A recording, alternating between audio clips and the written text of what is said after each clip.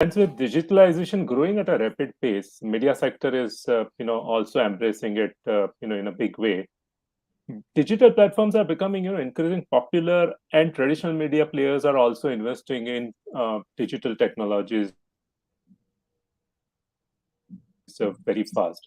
Digital media platforms are being used to create the digital contents, engage audiences and check success of campaigns that they are running. They are also used for creating new revenue streams like subscription services or targeted advertising. It is also helping media companies to better understand their audiences and create more personalized experience. Now, with a rapid move of digitalization, how it is playing a vital role in the media sector. We have today with us Pankaj Saraf, Senior VP and Head of Corporate Development at Amagi Media Labs, one of the fastest growing media tech SaaS companies in the world, with 700 plus people across Bangalore, New York, Los Angeles, London, and Singapore. As a head of corporate development, Pankaj leads Amagi's inorganic growth strategy, M&A, investment, and strategic financing transactions. He started his career in investment banking with JP Morgan and Deutsche Bank in New York, and then took a leadership strategy and M&A roles in SR Group in Mumbai and Ola in Bangalore. He has also founded and run a digital healthcare startup called Smart Medics, which was into online doctor-patient consultations and delivery of medicines. Welcome, Pankaj, on Namaste Tomorrow. I'm sure that there's going to be very fascinating discussion as we look forward to understand from you on how digitalization is playing into the media sector. Thank you for having me here, Utpal. Appreciate it. Right. So, Pankaj, a fascinating journey. Investment banker to a strategic role in corporates, running a startup, and now into a very strategic role in media sector. How have you really seen the journey happening, and how have you seen the corporates and startups working together?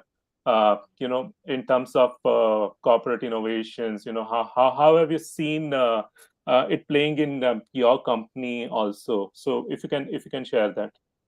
Sure. So I will, I guess, give a little bit of background about the company I work with right now, and that will put the context of when I speak about innovation, joint innovation between corporates and startups. So first of all, Amagi, where I work right now, it's not a corporate; it's a growth stage startup, I would say.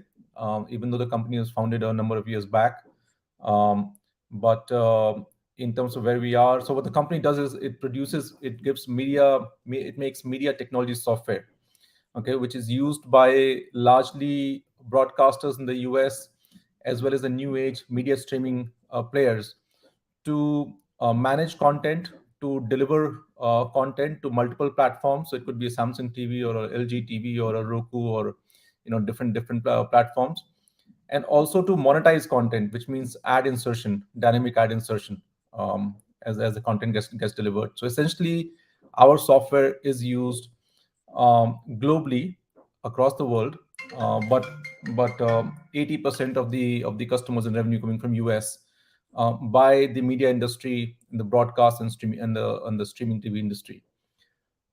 Company is about now close to 800 people. Rapid growth in the last, especially 3 years, and companies funded by institutional investors such as General Atlantic, Axel, Norwest, etc.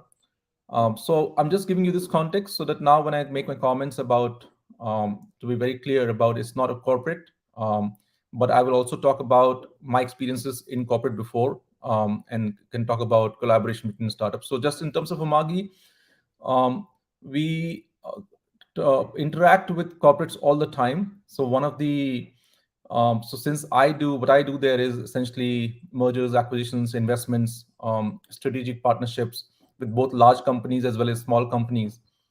There are a number of startups that work with us in terms of speed to market. So if they have a hypothesis of or a product that they're developing, and they want access to customers to run some POCs, we can provide them very quickly. We can obviously also tell them if we have worked at a problem before or not worked at a problem before, and what has been the outcome, right? We also make minority investments in startups. So if it makes sense to take a strategic minority stake in a company, in a startup, we're happy to do that. Sometimes we see that startups have been not been able to scale on their own, despite whether they're bootstrapped or funded, doesn't matter, but they were not able to figure out the GTM. Then we also look at an acquisition route, acquire the company and then help them grow together under our umbrella, giving them access to all our customers. So that's the context in which Amagi collaborates with the startups. Now, if I look back at the other companies that I've worked for example, at Ola, or at SR Group where I worked before, it will mostly um, be from a perspective of acquiring new technology, especially if you look at the EV or battery industry. There's so much of innovation happening that across the globe, it's really about which is a startup that can give me a technology, whether in the form of a partner or in form of a company I can acquire or make investments in. So I would say the startups position themselves best by creating really good technology and focusing on really good deep tech technology. That's the best. If you want to collaborate with a larger company, that's the real value prop that the startup can bring on board. Right. So, Pankaj, thanks. I think so. You shared clear guidance as to what Amagi is looking at. Both in terms of engaging with startups, be it minority stake or be it working jointly with them. Uh, so, given that Amagi itself is into media tech, what kind of a startups that you believe would be a very good fit in among his entire media thirst. Right. So when we look at our journey, there are a lot of product adjacencies that needs to be filled in. So we will either fill that in through buy or build decisions. So if when we so for in case of Amagi, what we call our vision is to be glass to glass. When I say glass to glass, on one hand you've got content that gets recorded or is live streamed, right? So that's the camera. And then the other hand is the content that gets delivered to a viewer on the screen, whether it's a TV or a mobile device or whatever it is, right? So there's a lot of media technology that goes in between in this whole spectrum. Amagi today only has product offerings in maybe three or four of these. Okay, so there are a lot of adjacencies that need to be filled in. So one very easy example is analytics. There's a lot of data that can be captured that can be of use to our content publishers who work with us, broadcast owners, advertisers. So there are a lot of sophisticated analytics platform where innovation is happening. Then comes things like news production and live sports streaming, where we are still not very big at this time. So, in terms of live sports streaming, especially the production side of it. So there are, a number of such adjacencies where we believe that we will either build or buy. And that's where we look for startups at all the time. We find a few startups in India that really have deep tech and video engineering and audio engineering, but not many. Most of the innovative startups that we find doing deep tech work in video technology space happen to be either in US or Europe. So which is why I would encourage more and more Indian entrepreneurs to get into deep technology. That's what will help them scale, and it also help collaborate with larger companies. Right, right, and I think so. You have actually discussed about the nerve of the entire media tech. The data, the analytics. I think so. That's basically the heart of entire digitalization or entire media technology. When it comes to knowing what a startup needs to be aware when they actually try to engage in terms of technology or analytics or innovation, in your view, what should they be aware of before they actually try to engage with corporates? Sure. So, a couple of things. One is, the stronger the value proposition is in terms of collaboration, the greater the speed that they will see in terms of the response from the other side. So, if a startup has been approaching a corporate and not seeing much response, it's likely because It could be sometime because the person on the other side just happens to be a sluggish one, but it could also very likely be because their value proposition to collaboration is not really as strong, or of as strong as an interest as the startup might be thinking. So the best thing is to first of all figure out clearly, what am I offering and why is it compelling to the other side, and why is it and is there a strong enough reason for collaboration, whether that's in the form of capital or distribution or joint innovation, whatever it is. So that's one. I think I'll say, clearing out this value proposition. Second is identifying the right corporates you want to go after, because your response will be higher. The higher the value proposition for a specific corporate, right? You will see that stronger. Third is, I think it's good to just set the boundaries at the outset. In the first, not going to happen in the first meeting, but in the second, third meeting, as to what exactly. And I tend to do this even in my first meetings. I try to be very clear and direct about what are we expecting. Are we expecting capital? Are we expecting POC with two customers or just one customer? Are we just asking them for internal validation? What is the ask? Be clear about that. Next thing is, I would say, just a little bit of perseverance, and being there for a few weeks or a few months. Sometimes it just happens that everyone in a large company has a day job, and so things can take time in getting turned around, especially if it's not of the highest priority to the company. So these are the things I would say: being very, very clear about value proposition, going to the right startup, and having some patience, and then being very clear as to, are you expecting capital, or are you just expecting access to a few customers or running some POCs? Be very clear about that. Yeah, I think so. Very good insight, Pankaj, in terms of what startups need to be aware of, and I believe it's more about taking a step in a right manner, not to rush for it, but ensure that the partnership is quite strong, when you interact with the corporates. So, Pankaj, you just mentioned that there are a couple of areas where you really see that you in Amagi has to really catch up. uh, but there are other sectors or other areas also which may also get impacted, or probably you may see a lot of synergies out there between Amagi and those sectors. So, in your view, which are those sectors which can bring those kind of a synergy? Because to that extent, when you actually try to look for a synergy from Amagi's perspective, you will see a lot of opportunities of working with startups over there who are already there, and creating some kind of a disruptive products or some kind of a disruptive solutions. So your thoughts on it? So, if you can just paraphrase your question one more time, giving me an example of what you mean. Maybe I just want to make sure I answer it correctly. Sure. So I'll just simply say, there are sectors which have synergies with Amagi and which are yet to be ventured into. uh, which are these sectors where do you see such kind of a synergies, and how do you see a play between startups already in those sectors, and how do they engage with you? Understood. So we are in the media and entertainment sector. Okay, so our customers would typically be broadcasters or streaming players. Sometimes our customers could also be platforms. If you're bringing, when I say platform, I mean like a LG TV or Samsung TV or a Roku or a Vizio. So these are all platforms in the US where you subscribe or rather where you view the content.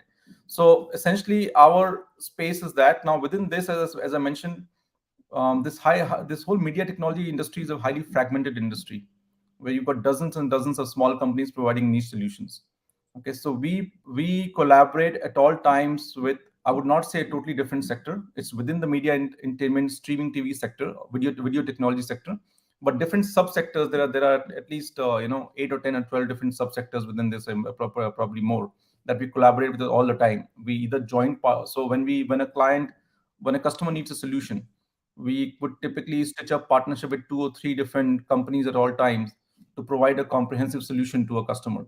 Okay, and that's where one of the things that use cases comes up. If we are collaborating very, very often, then does it make sense to invest in that company or just to acquire something like that together?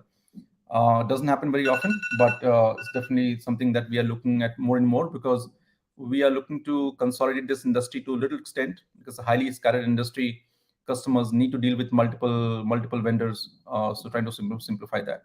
So to answer your question, in brief, um, we are collaborating across all players in the video technology chain, whether it's on the side of content production, creation of channels, delivery of content, monetization of content, analytics, interactivity on. So if you go and if you're watching something on TV, and then suddenly you want to shop, then how to make you interact. You will see more and more immersive viewing experiences coming on board now. So you would have seen that, for example, there are apps that are showing FIFA World Cup, where you can see a more immersive experience of viewing, right? So anything within anything, from, as I said, from production until the viewing and the interactivity, it's all game. It's we are collaborating all across the entire spectrum. Thanks, Pankaj. I think so that throws a lot of light and guidance to startups, who are basically, trying to be in that area and trying to find out, what are the solutions that they can create to collaborate with you. Pankaj, just one more question, and I think so. This is coming up, time and again when we interact with corporates, is about creating your own internal R&D team, who's building the technology, or is it something which is readily available? So it's more about building your own versus you're buying or collaborating with the existing one. What's your view on that? Yeah, where do you see the corporates are moving? Is it really moving towards building, which is probably the historical mindset, or towards buying, which is a current trend where we see a lot of corporates out there to acquire startups, for creating a synergy? Sure. So I will speak from the perspective of a company where I'm working right now, and then B, what the larger corporate that you spoke of. Some company like ours, where we work, where like Amagi, um, we are a deep tech company. So we don't have one R&D center. We are aligned. So the way you'll see most deep tech modern companies, large scale startups being structured is by products, where you have one or two or three key products, and there'll be engineering teams aligned with those product units. Okay, and each of them will do their own innovation and R&D. Okay. Then you take a call from a strategy perspective, when you are aligned with all these product units, that what all should we, first of all, where all should we play in terms of products and markets, and given those products, what will our team in-house build, and what are we better off acquiring? Because building that will take us years, because as you play in the deep tech industry, technologies that develop, or it takes months and years to develop technologies. Because it's not just about writing code in a room. It's about actually working with customers and refining the code and refining the technology, getting the feedback and optimizing that takes time. So if we believe, for example, there's a technology in sports live production, where if once you record the content, right, then how do you actually deliver the files at a very low latency, at a very very high degree of reliability across the multiple platforms? Now, just the live production part of it is something that's cannot be developed by in 3 months, say, 6 months time. You need to have worked on it for last few years with different customers, and so it will not make sense for us to start from ground up. If we are able to find a company that we can acquire, and we can skip 2 or 3 years and an investment, then we'd rather just acquire that. So my point being that, first of all, just in terms of innovation, a deep tech, large scale startup like Amagi would have their own teams within different business units, and the strategy and the management team will take a call as to what we want to buy and what we want to build. When you come to typical corporates that you're talking about, that kind of just missed out on the entire digital game. For them, they've been brick and mortar companies making money the old economy way. For them, it was a wake up call. Okay, where do we want to be in this whole digital ecosystem? And they have plenty of money to throw around. So the easiest way for them was to kind of go and acquire some substantial assets. Okay, whether you see that you see number of whether it's online grocery or online medicine, and what have you.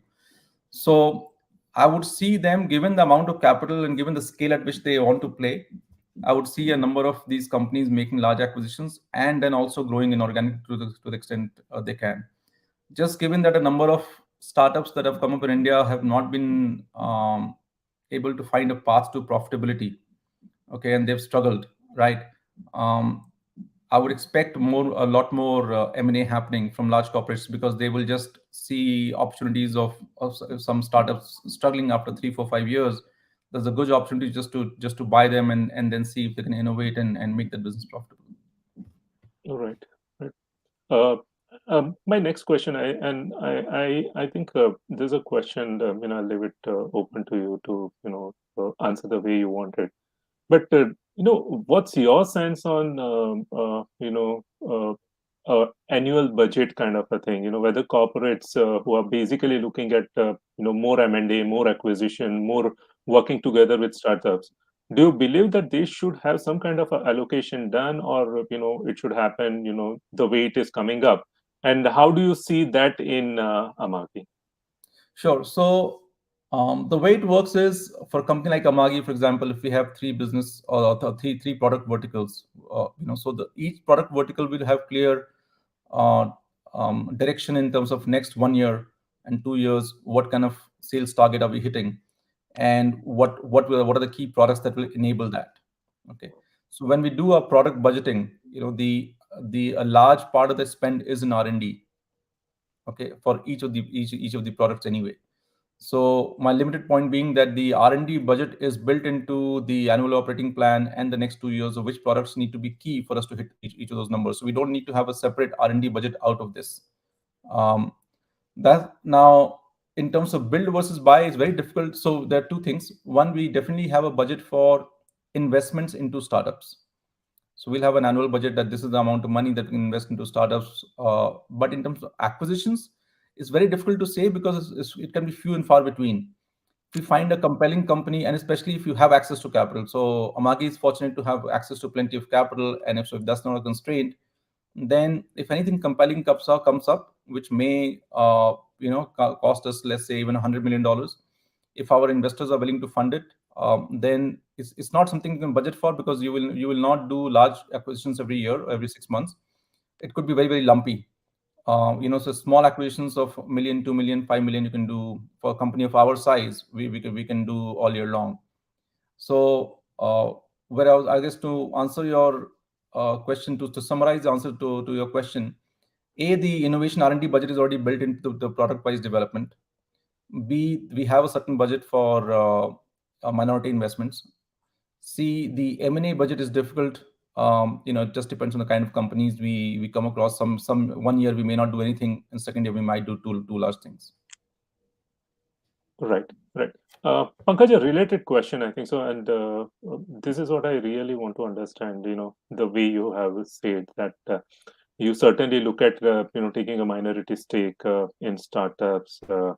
Acquisitions may not be the way to go, and probably that's the same kind of thought process that may be running in other corporates also, where they may think putting or allocating a larger sum towards acquisition may not work at one point of a time. So, given that kind of a context, do you believe the corporate accelerator program would be a better way, or could be a mode for corporates to work along with the startups, and at a relevant point of time, if they believe that yes, there's a good synergy, go for acquisition. Right. So, some companies may have a formal corporate accelerator program and some may not. But irrespective, I would expect the objective would largely remain the same, which is to only invest in startups where there's some collaboration to be done. Otherwise, it becomes like a passive financial investment from any other VC or a seed fund, which maybe some corporates can do. But in most corporates or most companies, I don't see that. Most companies will only invest where there's some strategic collaboration to be done. Okay, so and when they are obviously doing that, then they will figure out which is the product team that will product in the sales team that will work along with the corporate. Okay, both sorry, along with the startup, both for innovation or for joint development of the product, or at the very least giving access to customers and validating and scaling. So it could be validating product POCs, and it can also be, if the product is already going well, just give a much wider distribution access. So so whether you call it accelerator or not, but what I'm trying to say is that this level of thought and structure would already be there for any large company to be making a strategic investment in a startup. Right, right. Pankaj, I'm just taking a liberty to take one question, which is coming up from audience. I think so. This is an interesting question. It says, "What are the collaboration mechanisms as an independent company, which you use to engage startups?" I think so. So it's more about collaboration mechanism which they're trying to understand. Yeah, so I think we've visited this briefly. So there are two, three ways, right? One is that obviously for joint development of technologies, that's one way to collaborate. Second is giving a startup access to a market to our customers, and third is capital. So really, it's a joint innovation, access to distribution, and capital are the three main ways of collaboration. Right, right. I think so. That's an excellent insights, around how startups can engage with Amagi, but simultaneously, a clear message for corporates also when they try to move into a direction of large scale digitalization, and how they can look at collaborating with startups. So Pankaj, probably coming to an end, I think so. The last question that I have is, few thoughts, probably three top parting notes uh, for startup entrepreneurs, as to how they can engage. Is there any mechanism by which they can engage with Amagi, or what should be the methodology that they should be using when they are trying So to approach Amagi? right. Um, so we are in touch with number of startups in India as well as across the globe for either joint innovation or distribution to market, or capital investment. So they can obviously feel free to reach out to me in that respect. I would urge people to focus more and more on creating deep technology. We in the video engineering space, in the video technology space, we don't see, and this also comes to machine learning part, because when we talk about video technology, there's a personalization angle to it. So, for example, the content that you might see could be different from the content, let's say, what your son sees. Once we have access to the data, or the kind of ads that you might see could be different from ads what your friend might see next door, even though you might be watching the same IPL match at the same time, right? Just based on the information that we have about you. So we don't see enough, deep tech talent and focus in India, and there are a few, and we see quite a few companies in Europe, even small countries like Poland and Italy or France or UK, and obviously US. So I would urge startups to really focus on solving deep tech problems, and then you'll find that the collaboration with companies will become easier and easier. Companies will seek you out rather than you and trying to go and seeking large companies. So you can reverse that chasing mechanism by just creating things of value. Right. So, Pankaj, thank you for your time, and thank you very much for sharing your insights on, how startups and corporates can play a collaborative role and contribute to the growth of media sector through the corporate innovation. Uh, Thank you everyone for your time, and at 100x also our effort is to promote early stage startups and also help in creating winning partnerships. So Pankaj, again, thank you very much for the insight, and I'm sure that it will go a long way for both startups and corporate as they look forward to a collaborative partnership. Thank you, Utpal. Thank you for having me here. Bye, Thank you everyone. everyone. Yeah, thank you everyone, and have a pleasant weekend.